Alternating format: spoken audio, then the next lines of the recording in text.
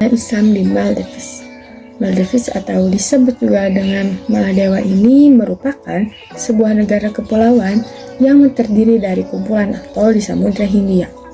Negara ini terletak di sebelah selatan barat daya India, sekitar 700 km sebelah barat daya Sri Lanka. Negara ini memiliki 26 atol yang terbagi menjadi 20 atol administratif dan satu kota. Maladewa ini merupakan negara dengan populasi dan luas wilayah terkecil di kawasan Asia serta berpenduduk 100% beragama Islam. Islam hadir di Maladewa sejak berabad lampau.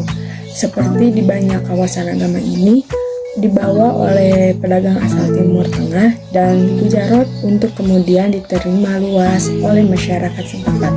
Maka tidak mengherankan apabila Islam telah menjadi agama resmi semenjak 800 tahun yang lalu. Islam juga sangat dinamis dan mampu mengikuti perkembangan zaman hingga akan membawa kemanfaatan bagi siapapun, dimanapun dan kapanpun. Sistem dalam Islam dapat menjangkau setiap aspek pada kehidupan masyarakat. Sebagai tindak lanjut, di bulan November 1984, Presiden mengancang proyek pembangunan komplek Masjid Jami dengan biaya $7 juta. Upaya ini diharapkan semakin menambah giroh keislaman pada segenap komponen masyarakat. Lalu pada tahun 1997 lahir undang-undang negara yang menyatakan Islam sebagai agama resmi di negara itu.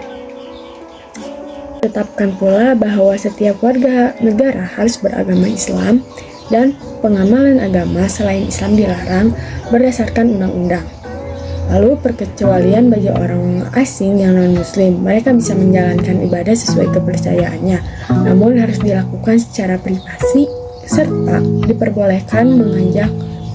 tidak diperbolehkan mengajak penduduk untuk berpartisipasi. Dalam hal ini, Presiden merupakan penguasa tertinggi penegak syariat Islam. Islam telah menjadi karakteristik penduduk Maladewa karena mereka percaya Islam membawa kedamaian dan kesejahteraan. Begitu bunyi laporan International Religious Freedom Report pada tahun 2004. Presiden Maumoon Abdul Gayoom setahun lalu juga menggariskan kembali pendirian negara, yaitu tak ada agama selain Islam di negara ini. Untuk ini, Presiden kemudian menginstruksikan Menteri Dalam Negeri menyusun langkah-langkah untuk mempertahankan dan menjaga kesatuan agama. Maka terbentuklah Mahkamah Tinggi Agama Islam yang dapat memberikan arahan-arahan di bidang agama. Di samping itu, disiapkan pula pedoman dan standar pelaksanaan ibadah sehingga amal ibadah umat dapat diterima di sisi Allah. Pemerintahan juga melarang peredaran barang atau material apapun yang bercirikan non-Islam. Namun, diperbolehkan menyimpan literatur agama seperti Injil, tapi hanya untuk kepentingan pribadi. Begitupun penjualan pernak-pernik agama non-Muslim, kartu dan pohon Natal, kecuali hanya dibatasi untuk orang asing dan turis. Lalu pada tahun 1214, hampir seluruh penduduk Maladewa memeluk Islam berkat kegigihan imam asal Arab yaitu Abu Barkot Berberi. Begitu besar pengaruhnya hingga penguasa Hindu di sana itu, Dharamshan juga beralih ke agama Islam. Dia lantas mengubah namanya menjadi Sultan Muhammad Ibnu Abdullah. Peristiwa ini menjadi tonggak paling penting dalam perjalanan sejarah Republik Maladewa, nama resmi negara ini. Hingga kini pun masyarakat di sana selalu mengenangnya sebagai peristiwa revolusi spiritual.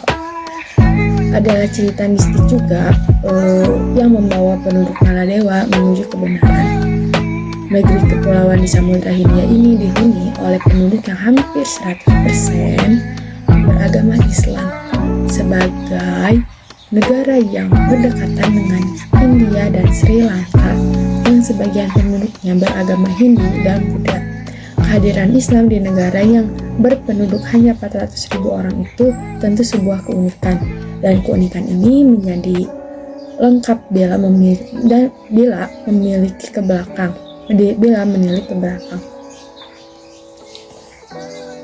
Cerita awal mula Islam hadir di negeri itu, Maladewa adalah gugusan karang atau atol di selatan India.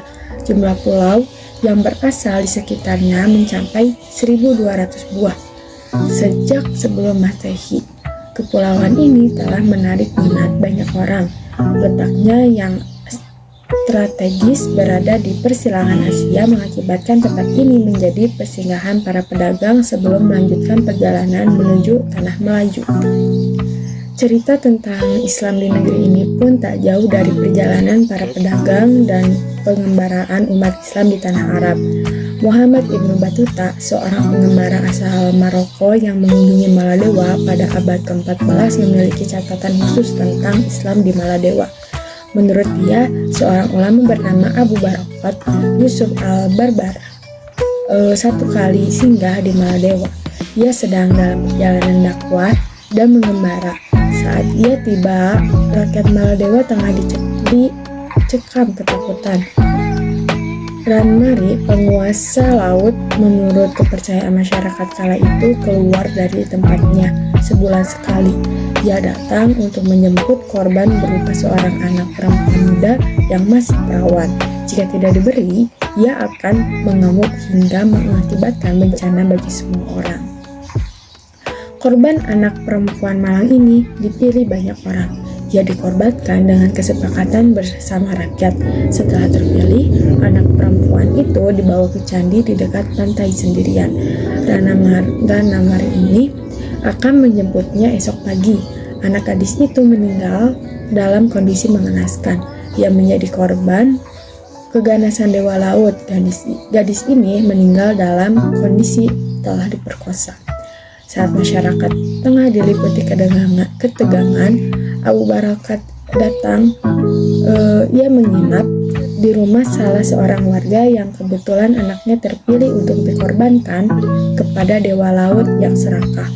Abu Barakat merasakan betul kesedihan yang melanda keluarga tempatnya menginap. Ia yakin itu cuma cerita mistik atau mitos, dan sebagian umat Islam tertarik untuk membantu keluarga tempatnya menginap dan membebaskan rakyat dari cerita tahayul atau syirik. Maka ia bersedia menjadi korban. Kemudian Abu Barakat ini didandani layaknya seorang gadis. Ia dibawa ke candi dengan tatapan penuh heran masyarakat setempat. Pria cerdas memang ulama itu kemudian duduk di dalam candi tanpa sekalipun lalai dan mengingat Allah. Sepanjang malam ia tak berhenti membaca Al-Quran. Esoknya beramai-ramai penduduk mendatangi candi. Dengan rasa penasaran, mereka ingin menyaksikan apa yang terjadi pada anak perawan buatan ini. Betapa terperaniannya penduduk setempat saat melihat anak perempuan yang dipersembahkan bagi dewa laut ini masih hidup. Apalagi ia tampak masih khusyuk membaca Al-Quran. Kegembiraan segera meliputi masyarakat Maladewa. Mereka berterima kasih kepada pahlawan yang telah mengalahkan dewa laut Ranmari. Raja setempat mendengar kisah ini. Dia mendatangi Abu Barakat al-Barbar ini dan mendengarkan cerita yang sesungguhnya. Menurut keyakinan raja, kekuatan buruk telah dikalahkan oleh kekuatan suci orang mulia dan ayat suci Al-Quran. Serta merta dia bersyahadat dan menyatakan diri sebagai Islam dengan pengaruhnya. Ia memerintahkan semua rakyat mengikuti langkahnya memeluk Islam. Jadilah Maladewa negeri dengan mayoritas penduduk beragama Islam. Maladewa adalah sebuah negara Islam yang sudah eksis sejak 9 abad yang lalu dan masih mempertahankan Islam sebagai dasar negara, meski negara itu sudah berubah dari sebuah kesultanan menjadi republik.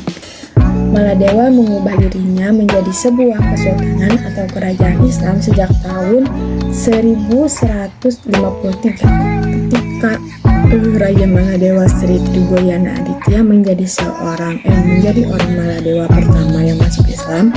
kemudian diikuti istri dan anak-anaknya. Kalangan istana dan di tahun yang sama seluruh Maladewa sudah beralih keyakinan pada Islam, meninggalkan agama lama mereka yaitu Hindu. Di tahun yang sama, Raja Aditya memerintahkan pembangunan masjid pertama di Maladewa yang mereka sebut sebagai Hukul Miskya atau Masjid Jumat atau Masjid Jami, bersamaan dengan pembangunan Masjid Id yang digunakan untuk penyelenggaraan sholat Idul Fitri dan Idul Adha, juga bersamaan dengan penghancuran kuil-kuil dan patung-patung peribadatan agama lama mereka. Sama seperti Indonesia, Maladewa pun pernah dijajah oleh bangsa Eropa. Bedanya mereka hanya sempat dijajah oleh Portugis selama 15 tahun, yaitu pada 1558 hingga 1573. Di tahun 1573, Portugis tersingkir dari Maladewa akibat kekalahan perang melawan para pejuang Maladewa di bawah pimpinan Muhammad Takurufanu Al-Azam. 900 setelah memproklamirkan diri sebagai kesultanan, Maladewa masih berpegang teguh pada Al-Quran dan Sunnah sebagai hukum positif negara. Meski banyak pihak, terutama dari negara-negara barat, yang memandang negatif terhadap hal tersebut.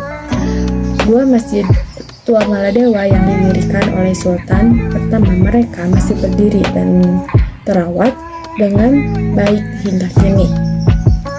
UNESCO bahkan sudah memasukkan dua masjid tersebut bersama belasan masjid tua di Maladewa ke dalam daftar warisan budaya dunia. Luar biasa sekali gitu ya. Kebanyakan yang di berita itu menunjuk negara Maladewa itu ditunjukkannya tuh hanya keindahan alamnya saja, tidak ada keindahan dalam, maksud tuh tidak menonjolkan adanya agama Islam atau mayoritas di negara itu. Seperti itu.